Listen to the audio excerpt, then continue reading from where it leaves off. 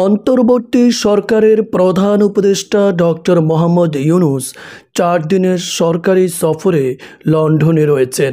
প্রধান উপদেষ্টার এই সফরকে ঘিরে রাজনৈতিক মহলে রীতিমতো কৌতূহল শুরু হয়েছে।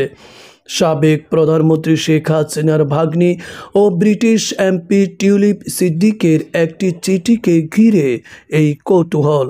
চিঠিতে টিউলিপ সিদ্দিক প্রধান উপদেষ্টার সাথে দেখা করার আগ্রহ প্রকাশ করেছেন। হাউস অব কমন্সে তিনি প্রধান উপদেষ্টাকে চা কিংবা ডিনারের আমন্ত্রণ করেছেন, যদিও প্রধান উপদেষ্টার পক্ষ থেকে বলা হয়েছে এরকম কোনো পত্র তারা পাননি, আর পেলেও টিউলিপ সিদ্দিক এমপির সাথে দেখা করার সম্ভাবনা তাঁদের নেই।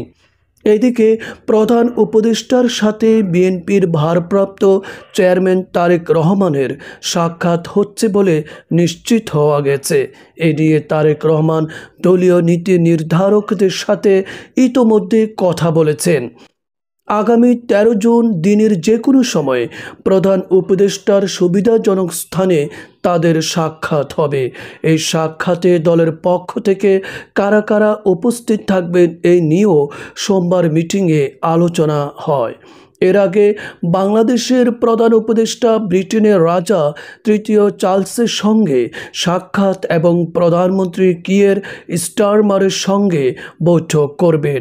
অপরদিকে লন্ডনে আওয়ামী লীগের পক্ষকে প্রধান উপদেষ্টার সফরের বিপক্ষে কতিপয় কর্মসূচি নেওয়া হলেও পুলিশের শক্ত ভূমিকার কারণে সেটি বাধাগ্রস্ত হয়েছে।